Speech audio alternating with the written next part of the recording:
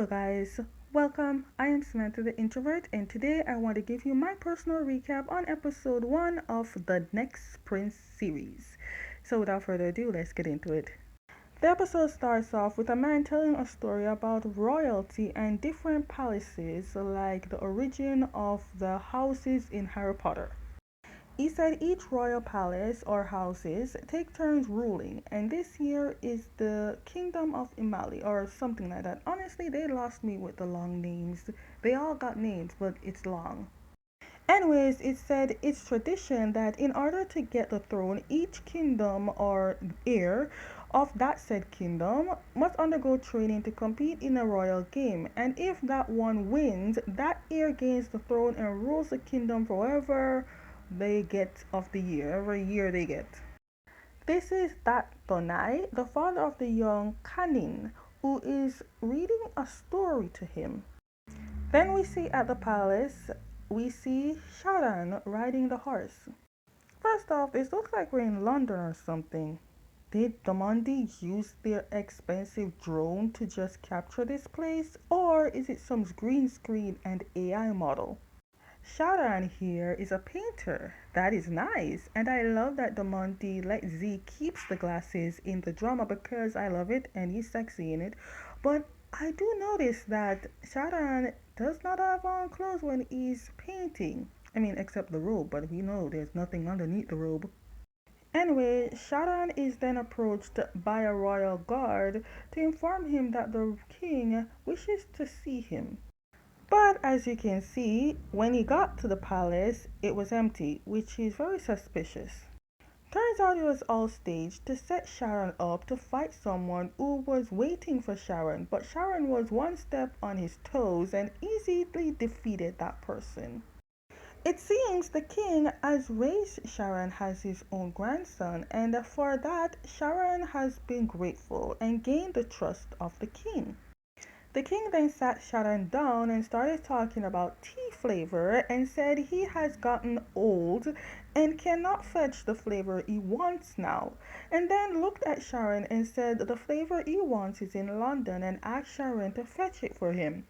But what no one knows is that these were actual code words that only Sharon and the king knows, and seeing that Sharon understood the assignment, Sharon agreed to fetch the flavor in London. The king then said he's getting old and at a point in his life that he's starting to get sick and one day he will soon die. We are in London at a fencing match. To be honest, I do not understand fencing at all. Not at all. But I do know King Juno will understand this.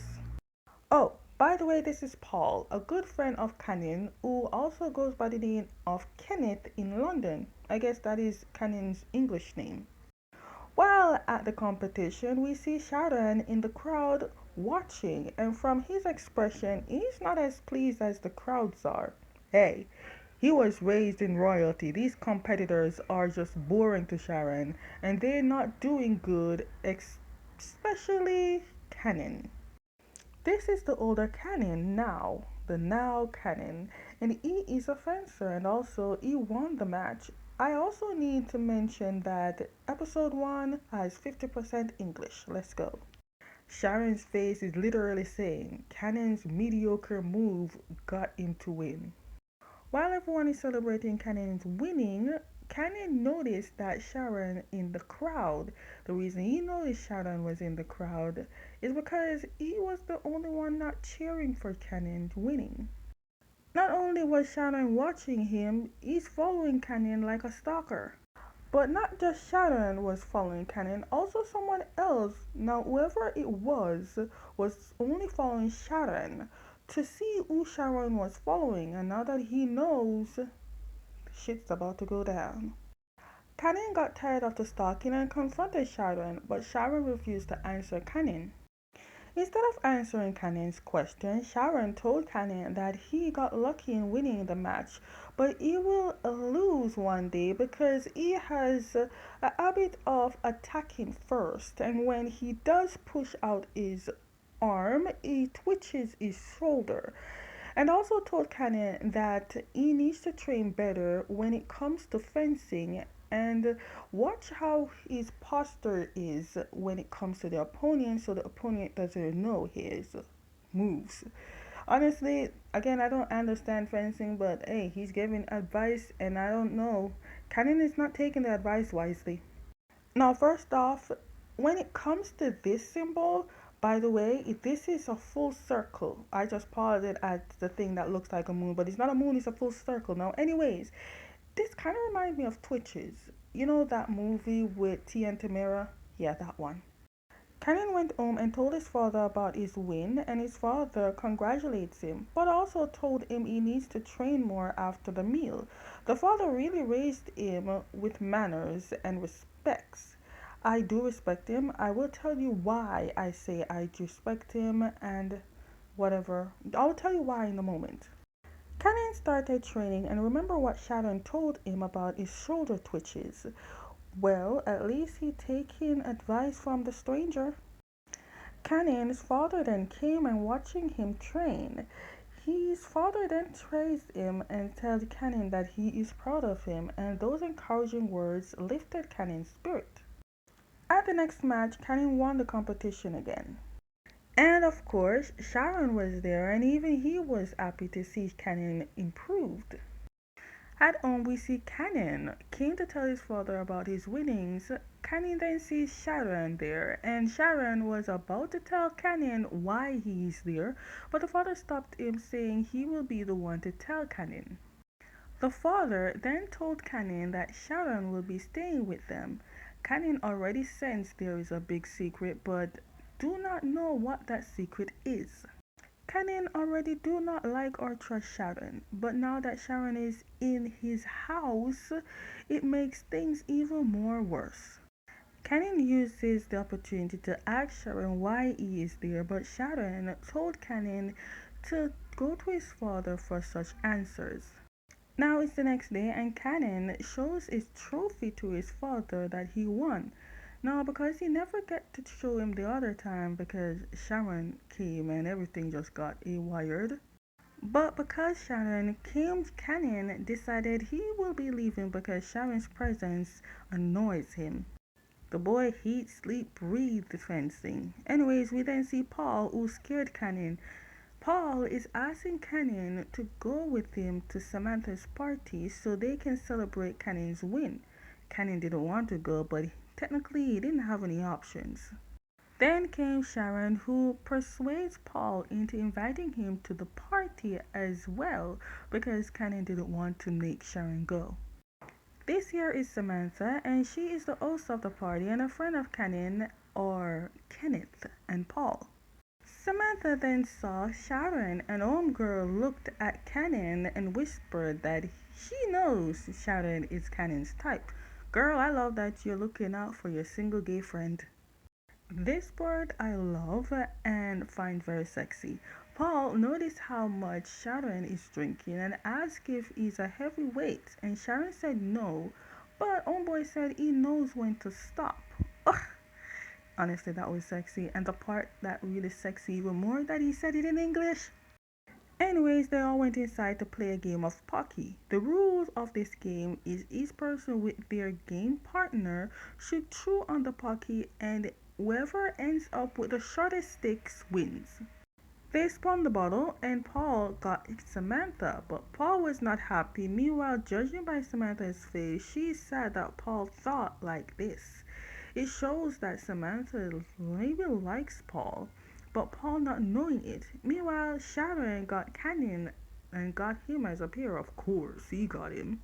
Hold up, we need to pause. Like, who the hell are you? I don't even know who this person is, but wherever Demandi found this person, yes.